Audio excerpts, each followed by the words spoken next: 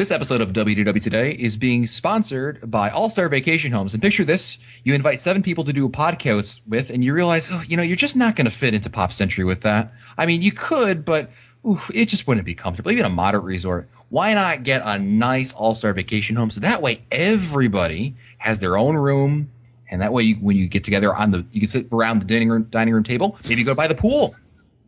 Quiet, Scopa. Maybe you go. That's why you can keep Scopa in his own room because he laughs during ad reads, because that way you don't have to have him around. An All-Star Vacation Home can offer you these amenities, among other great amenities. Like you're reading. Check them out online at www.allstarvacationhomes.com. Sorry, Sarah. This is Walt Disney World Today. Give us 5 minutes and we'll give you the world. It's Friday, February 5th, 2010, and this is episode 678 of WDW Today. I'm Matt Hochberg of StudioCentral.com. Joining me on today's show is Mike Scopa, a senior feature writer and blogger for allears.net. Welcome, Mike. Whoever looks on this will lose himself in eternity. Oh, wait, hold on. Are you Googling it, Len? No. He's playing. He's waiting for his muse. His muse. Yes, he's rubbing his temples right now. I am, actually. he's wearing his Karnak hat. Don't tell us. We'll lose himself. He's dropping a tea leaf into the tequila. That's right. Do a reading. Probably I don't. Space of Earth. No. Nope. Splashtacular. Nope. Muppets. Nope. It's Epcot, though, isn't it? It's Epcot. Say it again. Whoever looks on this will lose himself in eternity. China. Adventure. Wow. Yes. China film. Nice. Mouse World Radio bails me out yet again. Well, because I've never seen it. I've only heard it on Mouse World Radio. Also joining us on today's show is Mike Newell of Mouse World Radio. Mike, like you just heard, your station makes me sound smarter. I'm there for you, bud. I appreciate it. Also joining us on today's show is Len Testa, co-author of The Unofficial Guide to Walt Disney World. Welcome to the show, Len. Matt, I am the Venice of the East. China film. We call you Val. Yeah, exactly. Val Venice. Also joining us on hello, ladies. Joining us on today's show is Annette Owens, the manager of customer relations and group services for MEI and Mouse Fan Travel. Welcome to the show, Annette.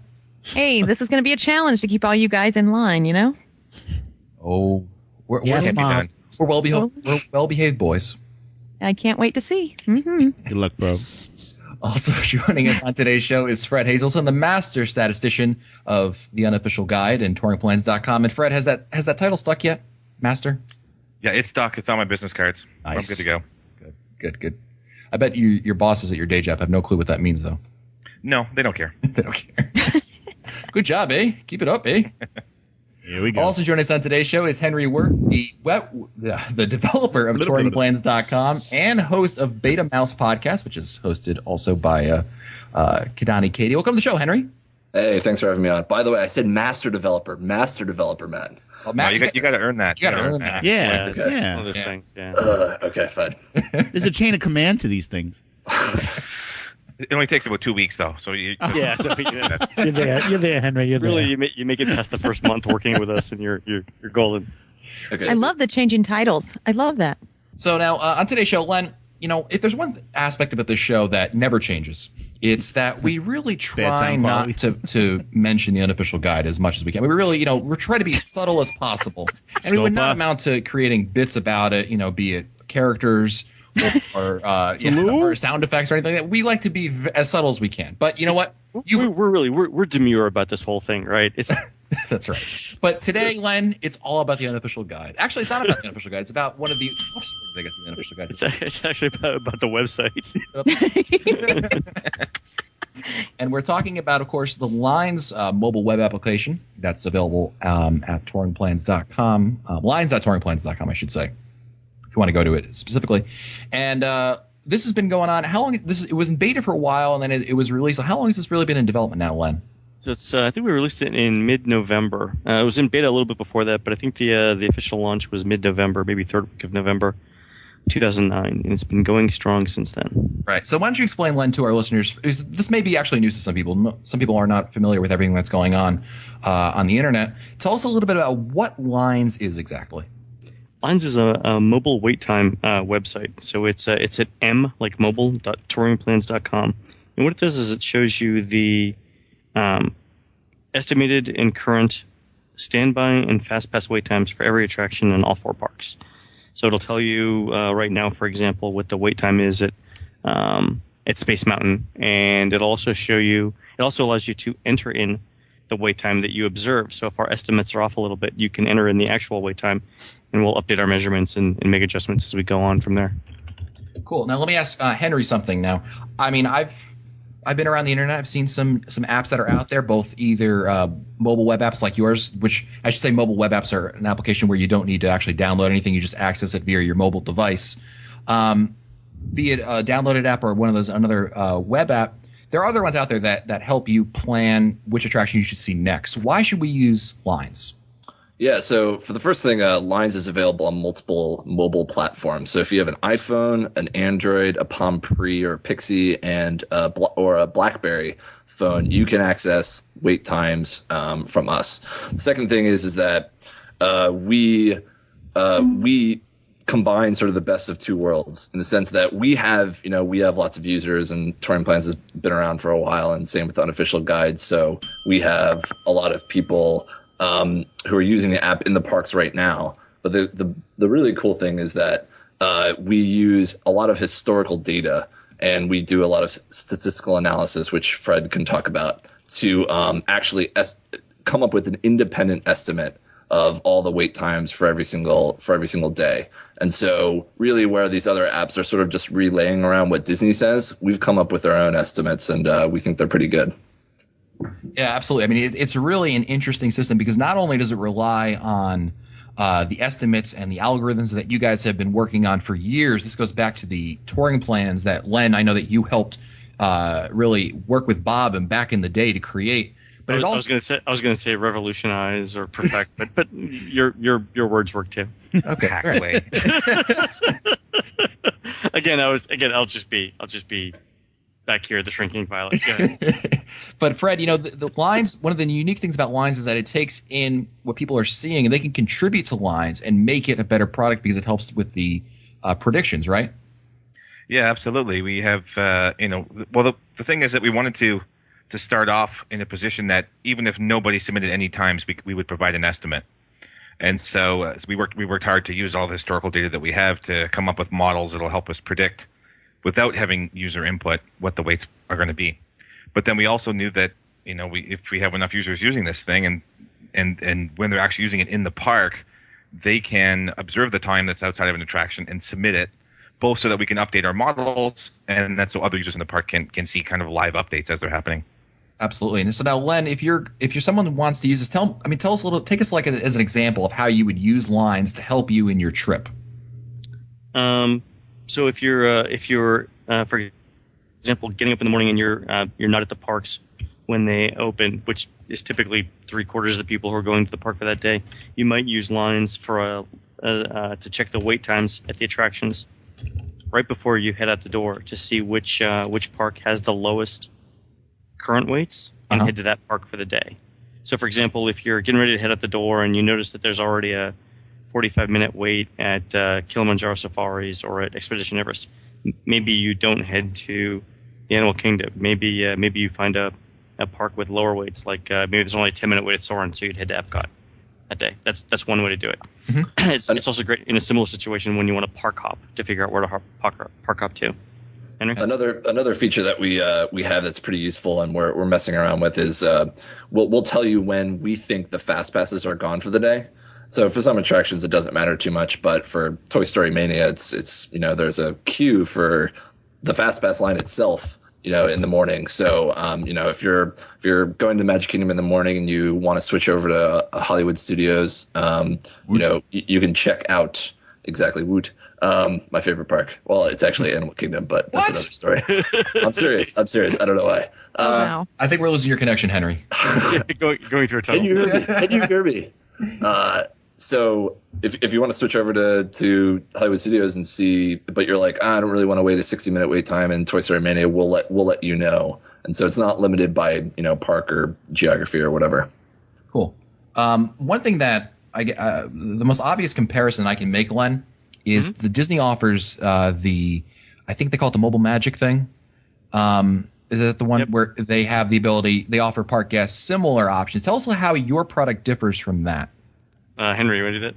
Yeah, sure. So Mobile Magic currently is only Verizon only, and it seems like they've signed a decently long contract, so it'll remain Verizon only. Secondly, it's only actually available on Verizon or older versions of Verizon phones. They're not on the newest smartphones. So, and then the third key difference is that the Mobile Magic is GPS restricted. So if you actually want to check out from your house, if you're a local, you can actually access the data and see what it is. And actually, you can't even look at from a different park. So if you're in Magic Kingdom and you want to see what the wait times are on Soarin', you can't do that right now. And then lastly, I would just say is that one of the things we sort of pride ourselves is that we're actually creating unique independent estimates based on what we think how long you'll actually wait in line. We're not just estimating what we think Disney is saying, for example. And Fred may be able to tell us a little bit more about that. Yeah, Fred, I was going to ask you, how accurate have your predictions been? I mean, even let's say it's a slow day, like right now it's early February, and not a very busy time of the year, so it's not like you're going to have as many potential people in the park who might be using the device as during a busier time of the year. How accurate would it be if you're going into a park and there's really no one there to keep updates for you? Well, ironically, it actually becomes more accurate when it's sort of in a quiet time like this because it's more predictable. Basically, there are more days in our database that are average than you would see in the extremes. So really, it's the lower the crowds, the more accurate it is. We're looking right now, our average is between 5 and 12 minutes average error, including the fast pass times, which is pretty good. In the beginning, it was more like between 15 and 25 minutes. But right now, yeah, basically, if you look at our wait times, they're going to be, plus or minus 8 to 10 minutes at the most. So it's pretty good. Yeah. Let me ask you this, Len. I don't think I've ever asked you this question before. Would you, if you'd want to, actually use lines in coordination with a touring plan? Because if you're using a touring plan, would you need to use lines, or is that more like if you want to change things up there? It's more if you want to do things on the fly. So if you get off track on the touring plan, for example, you can whip out lines and using the view of the current wait times, figure out what attraction to skip to in the touring plan.